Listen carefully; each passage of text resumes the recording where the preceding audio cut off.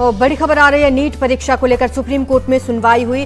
NEET परीक्षा को रद्द करने की मांग वाली याचिका दायर की थी मोशन एजुकेशन कोचिंग सेंटर के सीईओ नितिन विजय की ओर से। इसी याचिका पर सुप्रीम कोर्ट में सुनवाई हुई। सुनवाई के दौरान सुप्रीम कोर्ट ने एनटीए को फटकार लगाई है।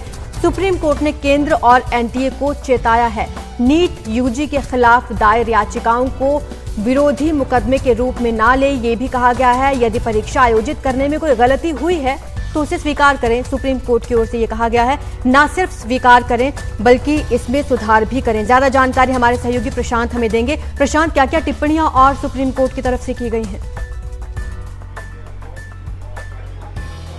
जी बिल्कुल, देखिए अहम टिप्पणी की है सुप्रीम कोर्ट ने। आज जो पिटीशन लगाई गई थी, हालांकि सुनवाई इसकी भी अब 8 जुलाई की होगी, उसे तय किया गया है, लेकिन एनटीए और केंद्र सरकार को नोटिस जारी किया गया। आशीष भार्गव हमारे सहयोगी वो अंदर ही थे। आशीष, सुप्रीम कोर्ट ने एक बेहद अहम टिप्पणी की है कि गलती स्वीकारें और उससे निपटा जाना चाहिए। क्या कहा है सुप्रीम कोर्ट? जी देखिए, कहीं ना कहीं सुप्रीम कोर्ट ही मांग रहा है कुछ ना कुछ गड़बड़ हुई है। लगातार पिटीशन आ रही हैं, बड़े सवाल उठाए। सुप्रीम कोर्ट ने भी कहा कि ये गंभीर मसला है। तो यहाँ पर ये वैकेशन बेंच है, जस्टिस विक्रम नाथ और जस्टिस एसवीएन भट्टी मामले की सुनवाई कर रहे हैं। उन्होंने बहुत बड़ी बात कही। उन्होंने केंद्र सरकार और एनटीए को न केवल फटकारा है बल्कि चेताया भी है, समझाया भी है कि ये जो याचिकाएं आ रही हैं इनको प्रतिकूल मुकदमे की तरह न लिया जाए, और अगर गलती हुई है तो उनको न सिर्फ स्वीकारा जाए बल्कि उनको सुधारा भी जाए। उन्होंने ये भी कहा कि लाखों बच्चों ने बहुत मेहनत की है और उस मेहनत को हम नज़रअंदाज नहीं कर सकते हैं।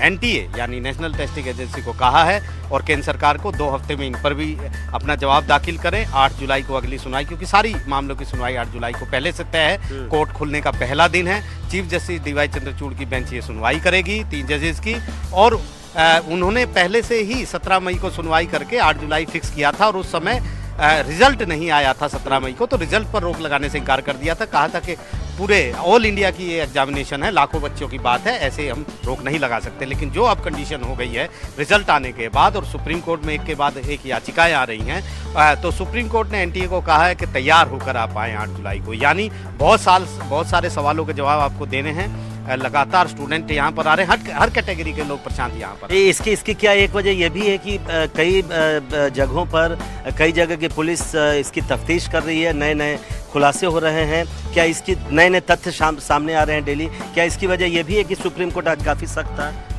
जी बिल्कुल, देखिए यहाँ पर शुरुआत में ही याचिकाकर्ता को सुप्रीम कोर्ट ने कहा कि ये तो पहले से 8 जुलाई को लिस्टेड है, अब आप बार क्यों इस मामले हमारे, हम ज़्यादा इसमें अब दखल नहीं देना चाहते हैं। लेकिन याचिकाकर्ता के वकील की तरफ से कहा गया कि ये मामला गंभीर है और इसमें स्टेटस रिपोर्ट जरूर जांच की मांगनी चाहिए। देखिए अभी तक जो जहाँ भी पुलिस, बिहार में पुलिस मामले की जाँच कर रही है, शायद राजस्थान में भी कुछ मामले, गुजरात में भी हो रही, लेकिन एक कंक्लूसिव कहीं से कुछ नहीं आया। किसी को कुछ नहीं पता कि आखिरकार हुआ क्या है। पेपर लीक हुआ है, वास्तव में लीक हुआ है, या लीक होने के नाम पर पैसे लिए गए। हमने देखा इसी अदालत में 2013 में जब नीट आया था, तो उससे पहले, नीट से पहले AIPMT की परीक्षा होती थी और वो पेपर लीक हो गया था, और वो पेपर पंजाब में लीक हुआ। पंजाब में बहुत यूनिक तरीके से वो लीक हुआ।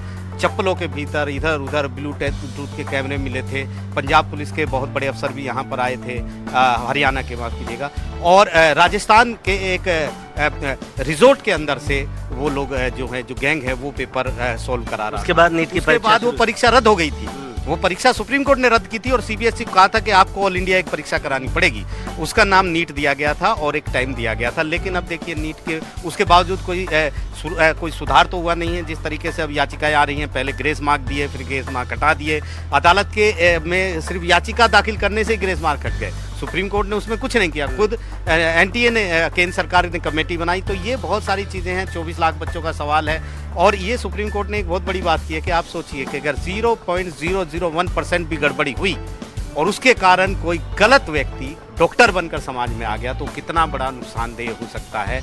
ये सवाल जस्टिस भट्टी ने उठाया है और केंद्र और एनटीए को चेताया है कि आप गलती हुई है तो न केवल उसे स्वीकारें, छात्रों की जो याचिकाएं हैं उनको नजरअंदाज न करें और इन गड़बड़ियों को सुधारें। और इन सभी याचिकाओं की सुनवाई 8 जुलाई को? जी 8 जुलाई को पहले से लगाई गई थी, क्योंकि 3 जजेस की बेंच ने इस पे पहले सुनवाई की थी 17 मई को। ये सबसे बड़ी बात ये है कि रिजल्ट के बाद नहीं, परीक्षा के बाद ही ये मामला जब ये पेपर लीक वाली बात आई थी तो 17 मई को सुप्रीम कोर्ट में एक याचिका पर, एक छात्रा की याचिका पर सुनवाई हुई थी और चीफ जस्टिस डीवाई चंद्रचूड़ की वो बेंच थी। उन्होंने हालांकि रोक नहीं लगाई थी रिजल्ट पर, लेकिन एनटीए को नोटिस जारी किया था और कहा था कि आप जवाब दीजिए, और ये 8 जुलाई को पहले से फिक्स था। तो अभी जो वैकेशन बेंच कर रही है वो उसने कोई अभी तक दखल नहीं दिया किसी तरीका का, ना कोई स्टे दिया है, ना काउंसलिंग पे स्टे, उसने कुछ नहीं किया।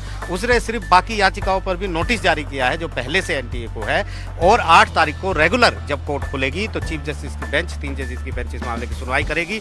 लेकिन 17 मई से लेकर और आज जो 18 जून है, हालात बहुत बदल चुके हैं, बहुत अलग परिस्थितियां हो चुकी हैं। बहुत सारे सवालों के घेरे में एनटीए और केंद्र सरकार खड़ी है, खासतौर पर एनटीए जिसके ऊपर एक जिम्मेदारी थी एक परीक्षा कराने की, वो परीक्षा जो देश का भविष्य, डॉक्टरों का भविष्य तय करती है, कौन लोग डॉक्टर बनेंगे, कितने अच्छी तरह से ये सब चीज़ें सुप्रीम कोर्ट ने डेलिब्रेट करके नीट की एक परीक्षा लाई थी, जिसका बहुत सारे राज्य खासतौर पर तमिलनाडु शुरू से विरोध करता रहा है। लेकिन यहाँ पर वो विरोध नहीं हो सकता क्योंकि नीट जो व्यवस्था आई है वो सुप्रीम कोर्ट के माध्यम से आई है और सुप्रीम कोर्ट ने अपने विशेषाधिकार यानी आर्टिकल 142 का इस्तेमाल करके नीट की परीक्षा को यहाँ पर लागू किया था। लेकिन उस परीक्षा में अभी भी इतने झोल हैं कि उसको साफ करना काफी